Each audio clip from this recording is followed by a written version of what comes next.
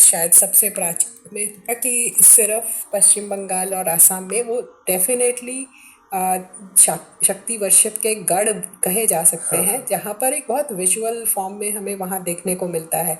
Specially Calcutta की दुर्गा पूजा बहुत famous हो गई है। और असम में कामाख्या पीठ है, जो शायद सबसे प्राचीनतम शक्ति पीठ जो अभी तक है वो चल रहा है। लेकिन अगर हम देवी मंदिरों और शक्ति पीठों की बात करें तो उसकी कथा जाती है सती की कथा पे। कि जब सती जो भगवान शिव की पहली पत्नी थी, उन और दक्ष प्रजापति की पुत्री थी, तो दक्ष प्रजापति और शिव जी की किसी कारणवश नहीं बनती थी। वो नहीं चाहते थे कि सती शिव जी से विवाह करें, लेकिन उन्होंने किया। तो एक बार दक्ष प्रजापति ने एक यज्ञ रखा जिसमें उन्होंने भगवान शिव को नहीं बुलाया, और सती को ऑब्वियसली बुरा लगा, क्योंकि वो ना सिर्फ देव हैं बल्कि एक दामाद भी हैं जिनका अधिकार बनता है ससुर के यहाँ अगर कुछ भी यज्ञ है तो उसमें जाने का। तो उस समय सती ने आत्मदहन किया था उसी दक्ष यज्ञ में, और जब शिव जी ने उनका शरीर उठाकर तांडव करना शुरू किया था, तब विष्णु जी ने सती के शरीर के टुकड़े किए थे अपने सुदर्शन चक्र से, और जहाँ जहाँ वो उनके शरीर के अंग गिरे थे वो शक्तिपीठ बन गए।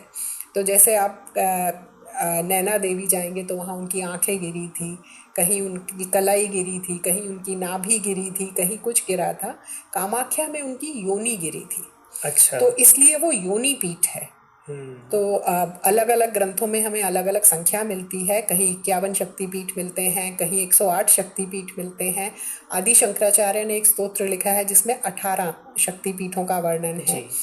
और जब आप इस शक्तिपीठ को भारत के अखंड भारत के नक्शे पे देखते हैं, मानचित्र पे देखते हैं, तो आपको पूरे भारत में उनका एक फुटप्रिंट मिलता है देवी। तो आपको एक तरह से ऐसा लगता है कि पूरी भारत भूमि ही सती का शरीर है।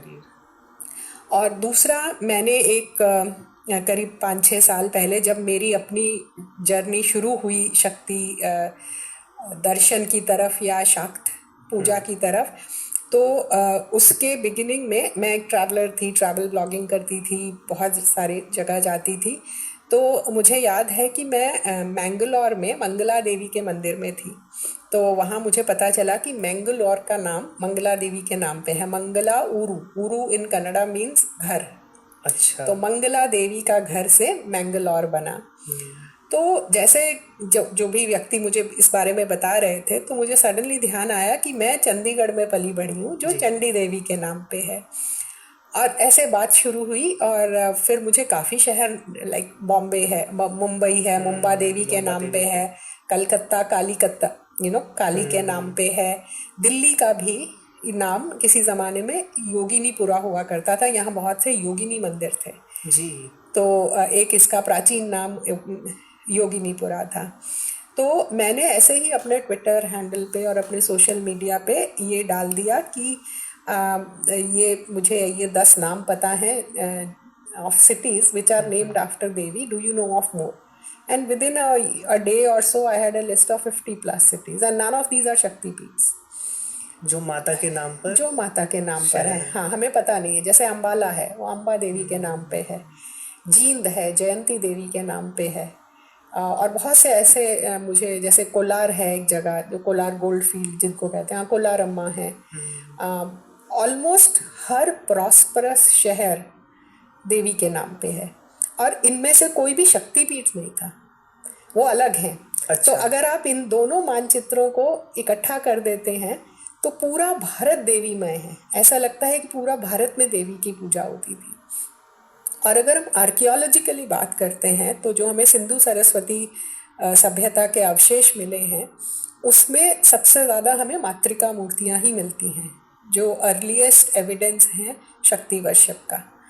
तो मातृका मूर्तियाँ मतलब देवी की मूर्तियाँ, माता के रूप में females but as mothers, they are shown with children. चाहे वो गर्भ दिखाया जाएगा या फिर या बच्चे के साथ दिखाया जाएगा। अच्छा। अभी भी जैसे आप सप्त मातृकाओं की मूर्तियां देखते हैं जो हमको बहुत जगह हर ऑलमोस्ट पूरे भारत में मिल जाती हैं, तो उसमें वो मातृका बच्चे के साथ दिखाई जाती हैं बहुत बार। They are holding a child in some form and shape, तो मदर एंड चाइल्ड जिसको बोला जाएगा, ऐसी मूर्तियां हमें मिलती हैं।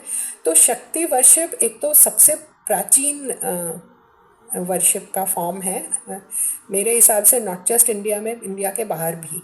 वहाँ ख़त्म हो गया है, इंडिया में अभी भी है।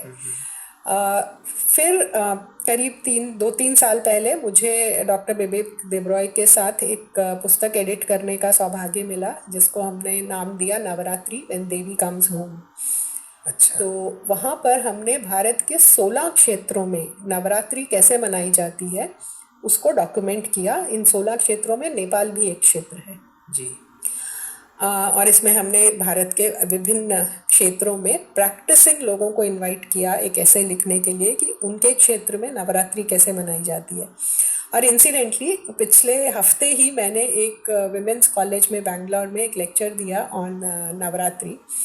तो लिटरली एवरीबडी थिंक्स कि मेरी ही प्रदेश में मनाई जाती है नवरात्रि, बाकी जगह तो नहीं होती, ये हमारा ही फेस्टिवल है।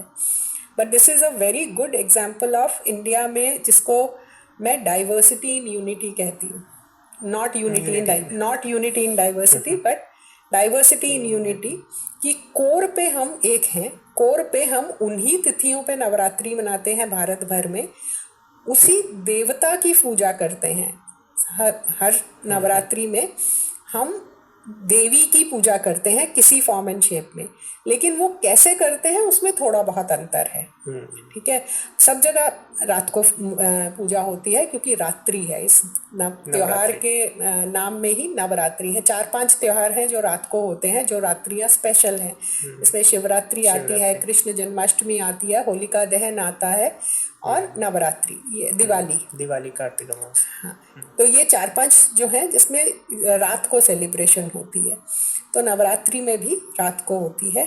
और लेकिन भारत का कोई क्षेत्र ऐसा नहीं है जहाँ नवरात्रि नहीं मनाई जाती, और फरवर में थोड़ा बहुत डिफरेंस हो सकता है। अगर आप बोलेंगे कि बंगाल में बहुत होती है तो गुजरात में क्या कम होती है? गुजरात का तो गरबा इतना फेमस है। गरबा क्या है? गरबा गर्भ का मतलब है। गर्भ मतलब उसको एक मिट्टी के बर्तन में जिसमें छेद रहते हैं उसमें दिया जला के उसमें देवी का आवाहन किया जाता है, और उस गर्भा के अराउंड देवी को प्रसन्न करने के लिए देवी की स्तुतियाँ गाई जाती हैं। अच्छा। That is Garba. वो कल्चरल फेस्टिवल नहीं है, वो नवरात्रि की सेलिब्रेशन है, इसीलिए वो रात को नृत्य उत्सव होता है। अगर आपने देवी भागवत पुराण पढ़ा है तो उसमें देवी जब अपनी पूजा के बारे में बोलती हैं कि उनको कैसी पूजा चाहिए या क्या चाहिए या किससे वो प्रसन्न होती हैं, तो वो रात्रि को उत्सव करो, गीत गाओ, संगीत गाओ, वाद्य बजाओ और मेरा उत्सव मनाओ, ये देवी खुद कहती हैं। इनफैक्ट मैंने प्रश्न उपनिषद में भी पढ़ा है कि ये जितनी भी ऐसी क्रियाएं जो लौकिक क्रियाएं हैं, संगीत हो गया या फिर अभिनय हो गया, नृत्य हो गया, ये रात में बहुत ज्यादा पुण्यकारी हैं। और ये सामवेद से आती हैं, और सामवेद का समय इवनिंग है।